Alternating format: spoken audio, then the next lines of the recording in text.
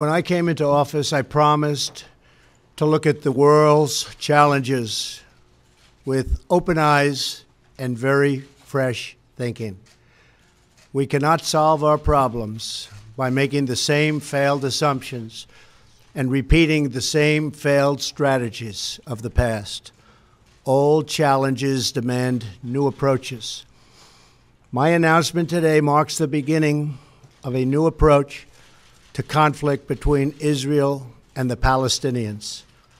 In 1995, Congress adopted the Jerusalem Embassy Act, urging the federal government to relocate the American embassy to Jerusalem and to recognize that that city, and so importantly, is Israel's capital.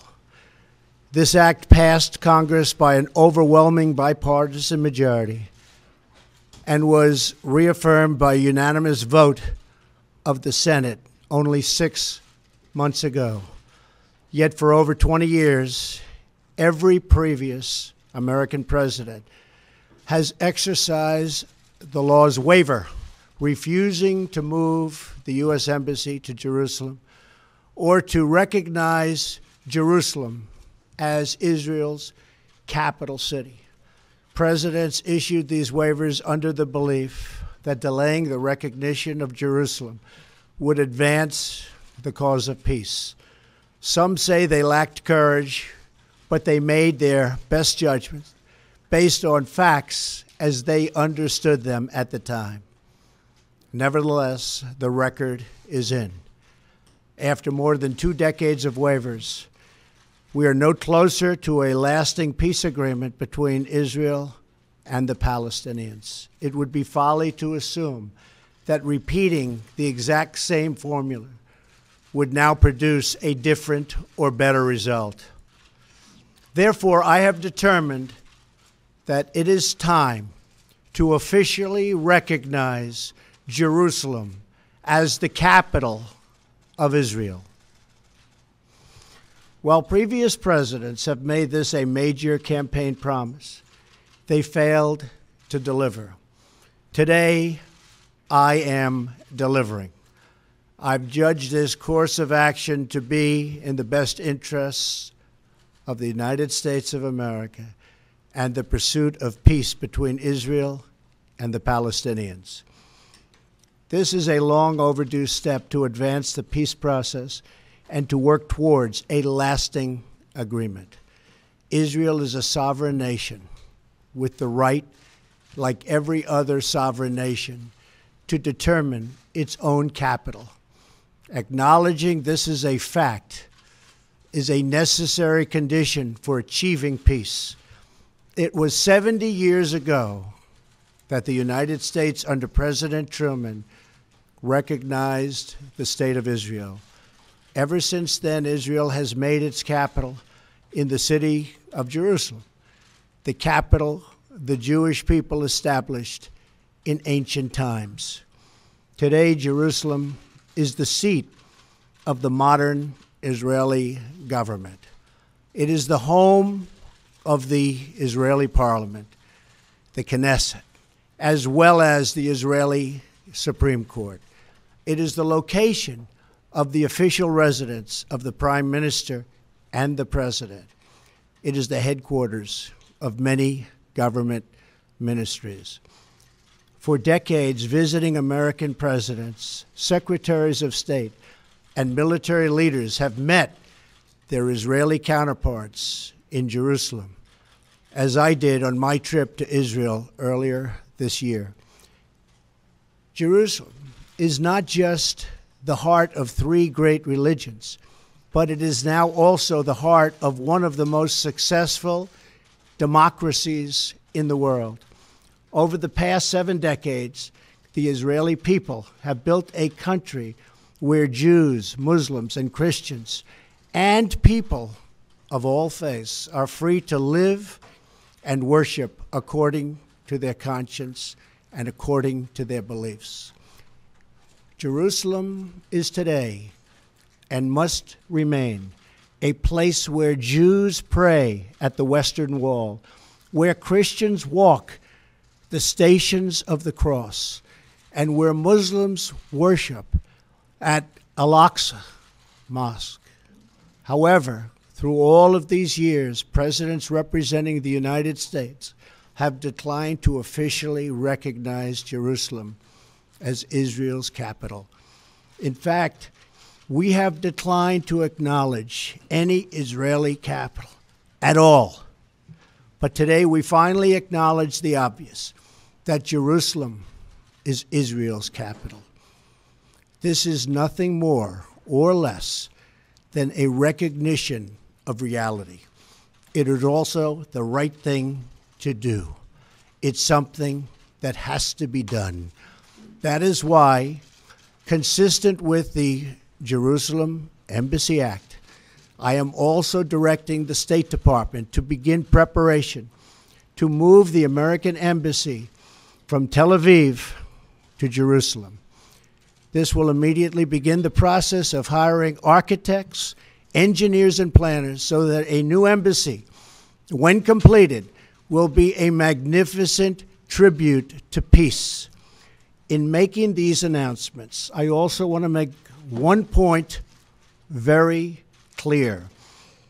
This decision is not intended in any way to reflect a departure from our strong commitment to facilitate a lasting peace agreement. We want an agreement that is a great deal for the Israelis and a great deal for the Palestinians. We are not taking a position of any final status issues, including the specific boundaries of the Israeli sovereignty in Jerusalem or the resolution of contested borders. Those questions are up to the parties involved. The United States remains deeply committed to helping facilitate a peace agreement that is acceptable to both sides. I intend to do everything in my power to help forge such an agreement. Without question, Jerusalem is one of the most sensitive issues in those talks. The United States would support a two-state solution if agreed to by both sides. In the meantime, I call on all parties to maintain the status quo at Jerusalem's holy sites, including the Temple Mount, also known as Haram al-Sharif. Above all, our greatest hope is for peace, the universal yearning in every human soul. With today's action, I reaffirm my administration's longstanding commitment to a future of peace and security for the region. There will, of course, be disagreement and dissent regarding this announcement. But we are confident that ultimately, as we work through these disagreements, we will arrive at a peace and a place far greater in understanding and cooperation.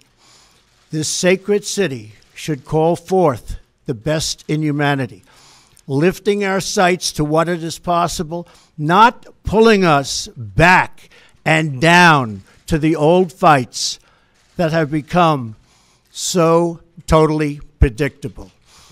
Peace is never beyond the grasp of those willing to reach it. So today we call for calm, for moderation, and for the voices of tolerance to prevail over the purveyors of hate. Our children should inherit our love, not our conflicts. I repeat the message I delivered at the historic and extraordinary summit in Saudi Arabia earlier this year. The Middle East is a region rich with culture, spirit, and history. Its people are brilliant, proud, and diverse, vibrant, and strong. But the incredible future awaiting this region is held at bay by bloodshed, ignorance, and terror.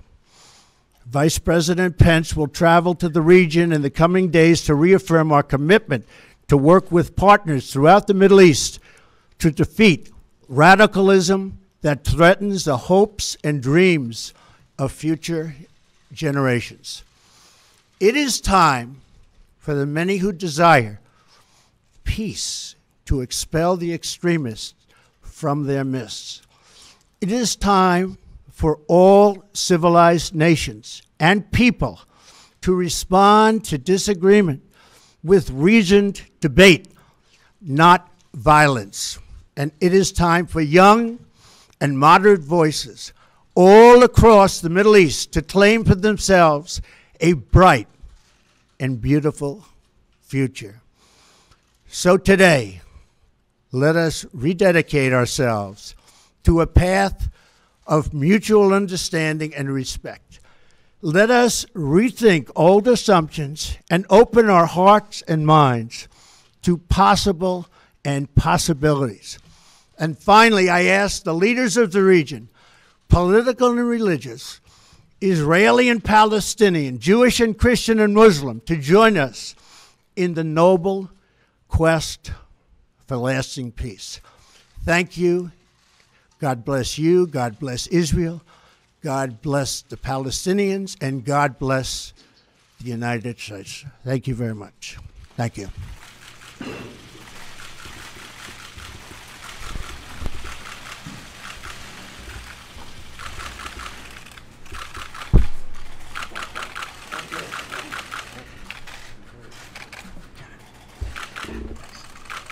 Thank you.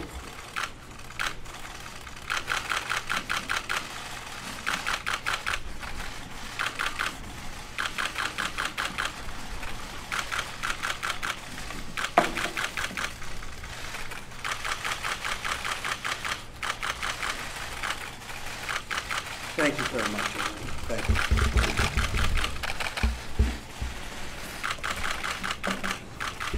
Thank you. Thank you very much.